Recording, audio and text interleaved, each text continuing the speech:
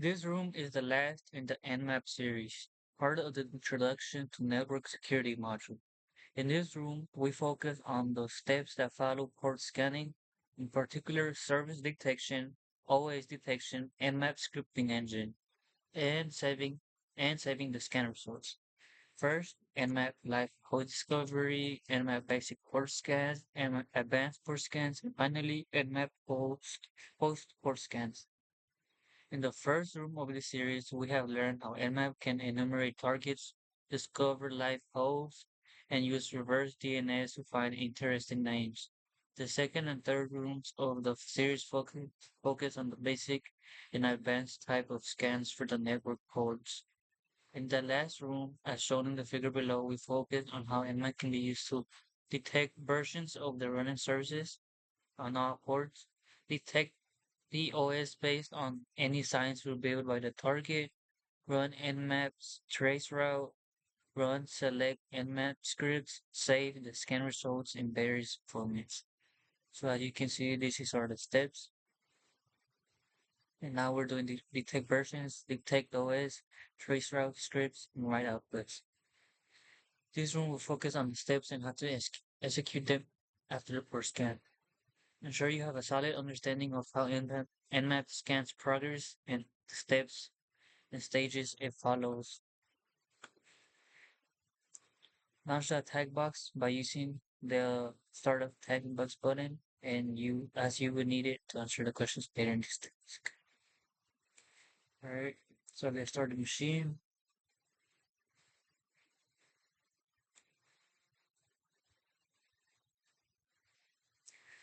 Once Nmap discovers open ports, you can probe the available ports to detect the running service. Further investigation of open ports is an essential piece of information as the pen tester can use it to learn if there are any known vulnerabilities of the service. Join Vulnerabilities 101 to learn more about searching for vulnerable services. Adding is a principal V to your Nmap command will collect determine services and versions information of the open ports. You can control the intensity with version intensity level, where the level ranges from 0, the lightest, and 9, the most complete. SB version light has the intensity of 2, while SB version on has the intensity of 9. It is important to note that using SB will force Nmap to proceed with the TCP3 and three-way handshake and establish the connection. The connection establishment is necessary because Nmap cannot discover the version without establishing a connection fully and communicating with the listening services. In other words, stealth send scan dash SS is not possible without SV option is chosen. Okay. The console output below shows a simple Nmap stealth send scan with the SB option. I think the SB option leads to a new column in the output showing the version for each detected service. For instance, in the case of TCP port 22 being open, instead of 22 open SSH, we obtain 22 TCP open SSH 6.7 P1 Debian 5 plus Deb 8U8 protocol 2.0. Notice that the SSH protocol is guest as service because TCP port 22 is open and but Nmap didn't need to connect to port 22 to confirm. However, dash SB requires connecting to the open port to grab the service banner and any version information it can get, such as nginx 1.6.2 and so on. Like the service column, the version column is not a guest. And here it is, sudo ml with SB, and you get the versions. Note that many Nmap options require root privileges unless you're running Nmap as root. You need to use sudo. Start the VM. Once it's ready, open the terminal on the toolbox and answer the following question. Start the talking machine for this test. Run Nmap.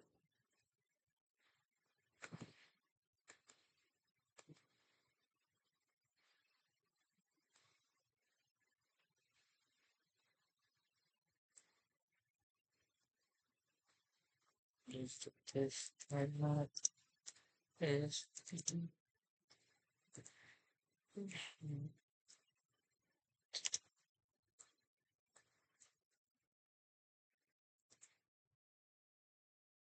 what is detection version of the core 43?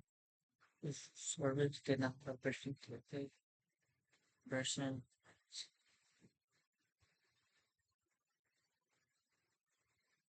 Okay, so the 143, the version of stove,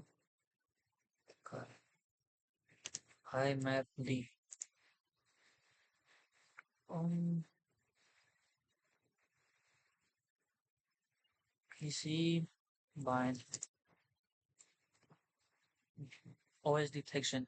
Nmap can dictate the operating system based on its behavior and tell signs in its response. Operating system detection can be enabled using dash O. This is an uppercase O, as in version OS. In this example, we ran nmap dash S, uppercase S dash uppercase O 10.10.71.213 on the type box. Nmap detected the operating system to be Linux 3.x, and then it gets further that it was running kernel 13.3. You can see right here. The system that we scan and attempting to detect in its operating system version is running kernel version 3.16. Nmap was able to make a close guess in this case. In another case, we scan a Fedora Linux system with kernel 5.13.14. However, Nmap detected it as Linux 2.6.x. The good news is that Nmap detected the operating system correctly. The not so good news is that the kernel version was wrong. The operating system detection is very convenient, but many factors might affect this accuracy. First and foremost, Nmap needs to find at least one open and one closed port on the target to make a reliable guess. Furthermore, the guest operating system fingerprints might get distorted due to the rising use of virtualization and similar technology. Therefore, always take the operating system version with a grain of salt. So it may not always be right. Trace route. If you want Nmap to find the routers between you and the target, you add dash dash trace route. In the following example, Nmap appended a trace route to the scanner's route. Note that Nmap's trace route works slightly different than the trace route command found on Linux and macOS, or tracer found on MS Windows. Standard trace route starts with a packet of low time to live and keeps increasing until it reaches the target. Nmap's trace route starts with a packet of high TTL and keeps decreasing it. In the following example, we found Nmap that SS dash trace route dot 10.10.71.213. On the attack box, we can see that there are no routers hubs between the two as they're connected directly. Okay, so very only one hub. It is worth mentioning that many routers are configured not to send an ICMP time to live exceeded, which will prevent us from describing their IP address from information visit the active reconnaissance room. Run nmap dump. Okay.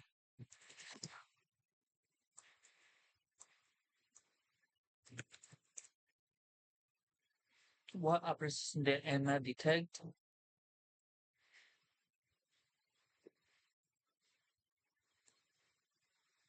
I'm guessing it's Fedora. Nope. Because wait, look. So it says did not find a host.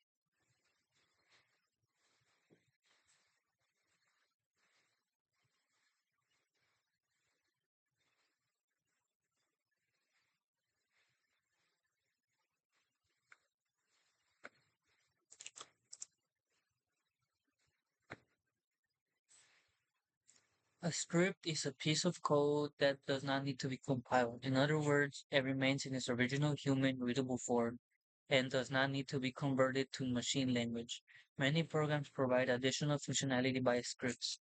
Moreover, scripts make it possible to add custom functionality that is accessed via the built-in commands. Similarly, Nmap provides support for scripts using the Lua language. A part of Nmap Nmap Scripting Engine (NSE) is a Lua interpreter that allows Nmap to execute Nmap scripts written in Lua language. However, we do not need to learn Lua to make use of Nmap scripts. Your Nmap default installation can easily contain close to 600 scripts. Take a look at your Nmap installation folder or on the tab, check the files at user share command scripts. Okay, so we still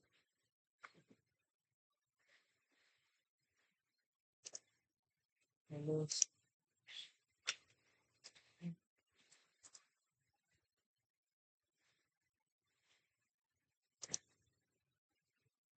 me see we just go them. Just list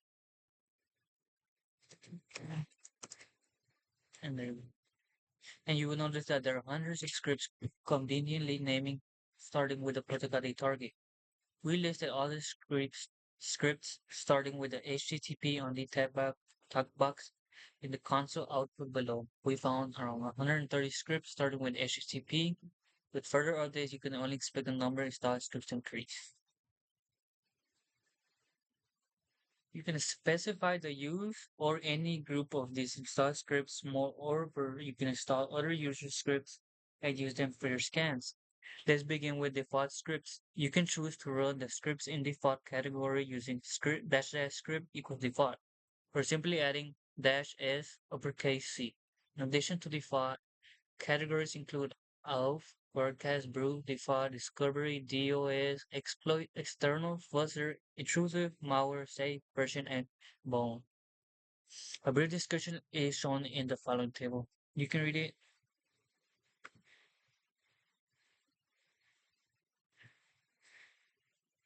um,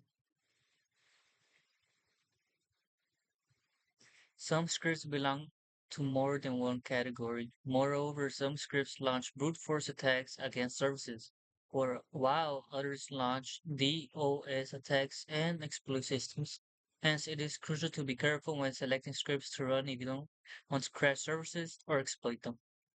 When we use Nmap to run scan against 10.10.71.13 and execute the default scripts in the console shown below, the command is sudo nmap dash ss dash sc 10.10.71.13, where dash s uppercase C will ensure that Nmap will execute the default scripts following the scan. There are new details that appear below. Take a look at the SSH service at port 22. Nmap recovered all four public keys related to the running server. Consider another example. The HTTP service at port 80 Nmap retrieved the default page title. We can see the page has been left as default. So with the scripts, he was able to get keys for him. And um, the top. You can also specify the script by naming using dash dash script name, or a pattern such as dash dash script quotes FTP start, which would include FTP brew. If you're unsure what a script does, you can open the script file with a text reader, such as LESS or a text editor like Cat or Nano. In the case of FTP brew, it states performs brute force password audit against FTP servers. You have to be careful as some scripts are pretty intrusive. Moreover, some scripts might be for a specific server and if chosen at random will waste your time with no benefit. As usual, make sure that you are authorized to launch such tests on the target server. Let's consider a binding script, http-date, which we guess will retrieve the HTTP server date and time. And this is indeed confirmed in the description. Guess the date from the HTTP like services. Also, it prints how much the date differs from local time. The attack box we can execute sudo nmap dash ss dash n dash dash script. This is the script and the IP. shown in the cards below. And I guess the server date right here. Finally, you might expand the functionality of Nmap beyond the official Nmap scripts. You can write your script or download Nmap scripts from the internet. Downloading and using a Nmap script from the internet poses a certain level of risk. So it is a good idea not to run scripts from an author you do not trust. Knowing that Nmap scripts are saved in user-share-nmap-scripts on the terminal, what does the script HTTP robots check for? Alright, so the code check.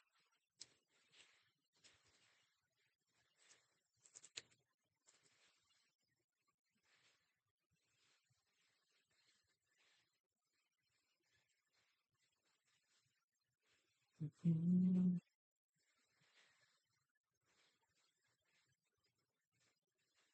Check for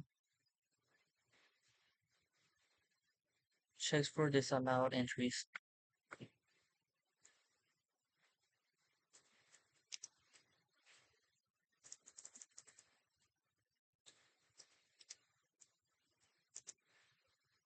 Can you figure out the name of the script that checks for remote code execution? Vulnerability, right? Okay.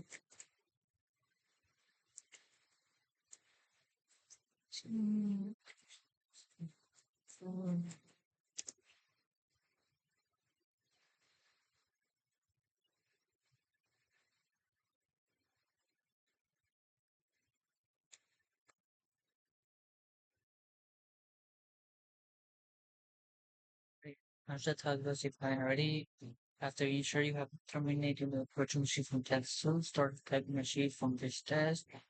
Only attack bugs run nmap.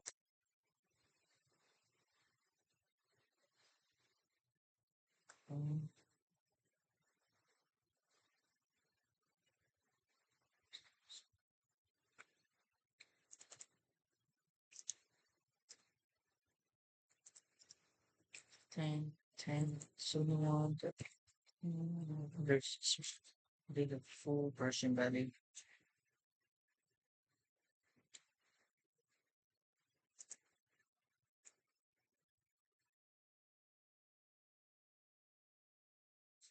I mean,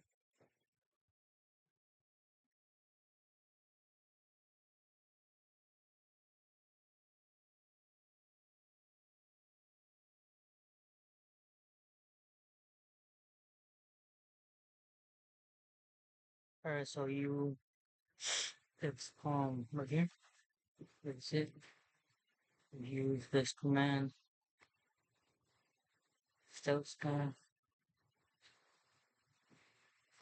default script. Based on the description, the script is h2.yml reports the number of algorithms for encryption, compression, etc. that the target is H2 server offers. What is the name of the server host key algorithm that relies on H2 is supported about 10.10.53. Or let's check. Okay.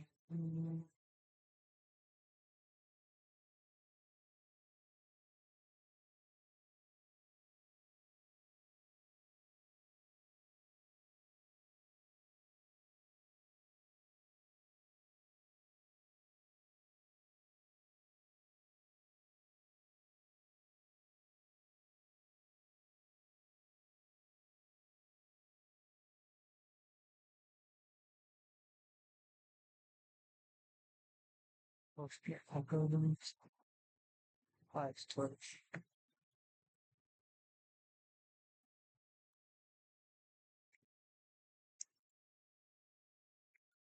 Okay, so interminate.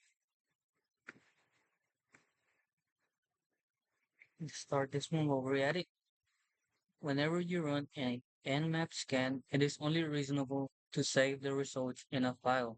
Selecting and adopting a good naming convention for your file name is also crucial. The number of files can quickly grow and hinder your ability to find a previous scan result. The three main formats are normal, grepable, grepable command, XML.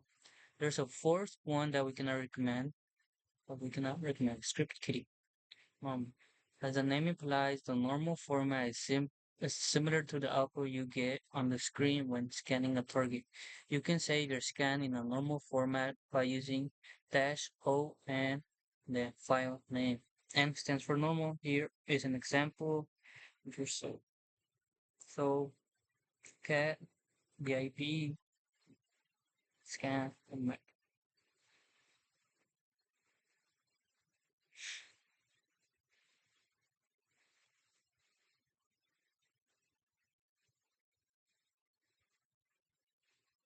the grepple format has its name from the command grep.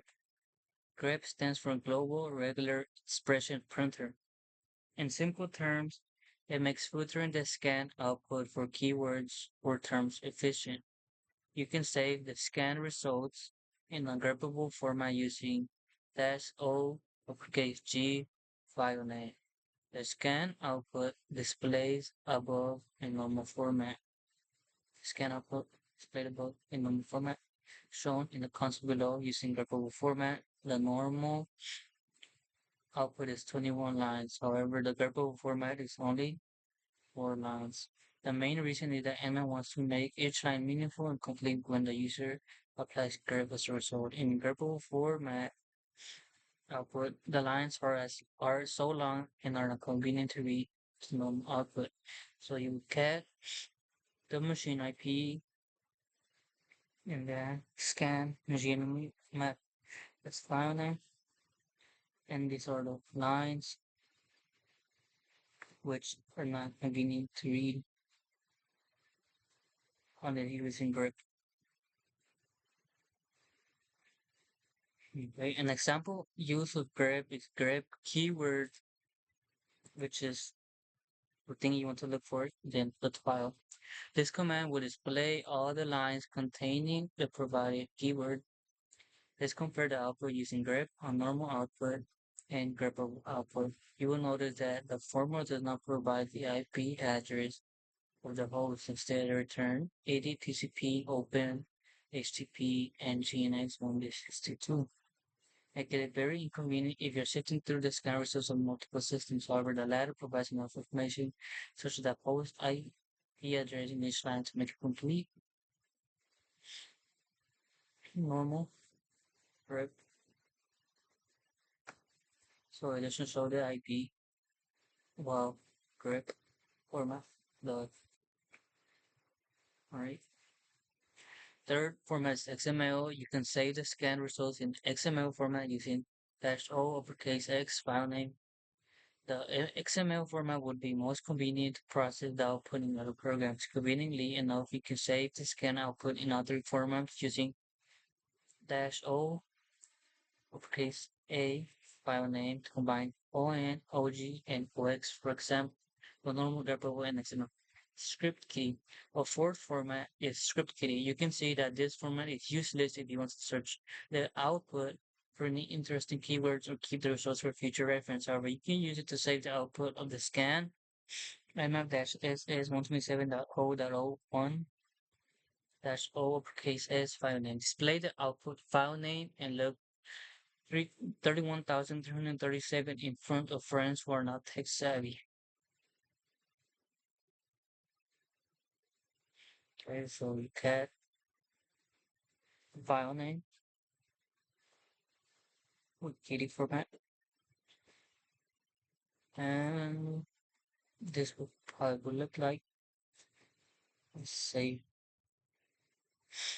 terminated the target machine of the previous task and start the target machine for this task. On the attack box terminal, issue the command acp pentester at 10.10.219.132 dash home pentester star to download the Nmap reports in normal greppo format in the target machine. Note that the username, potentially the password, THM 157.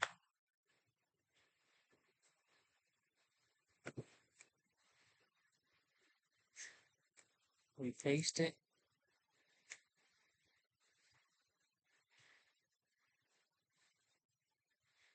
Trade the attachment allows how many systems next to port.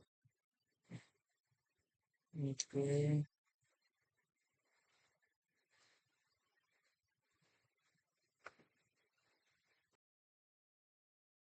Alright, so yeah, I forgot to put the N right here. Password is THM 17577.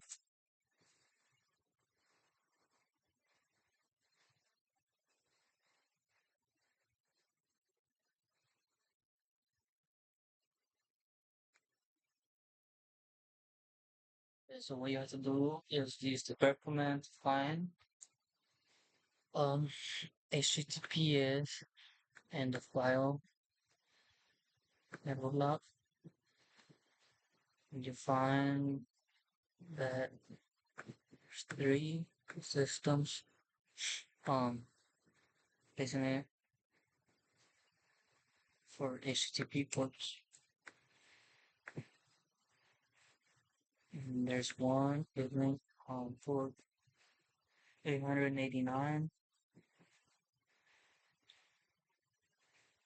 So, so you look for port 889 as the thing you're looking for in the file.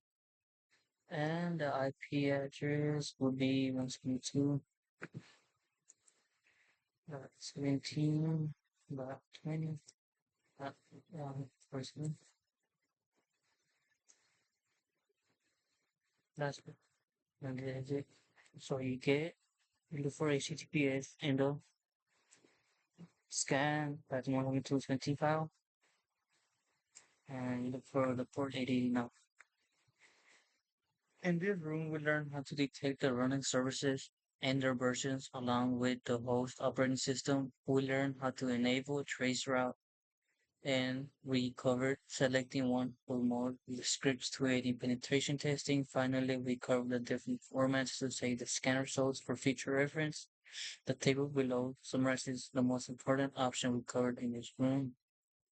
In terms of service version info on ports, try them most likely. So you can read this and take a screenshot for reference later. That's what I would do. And you're done with the room. Thanks, and see you in the next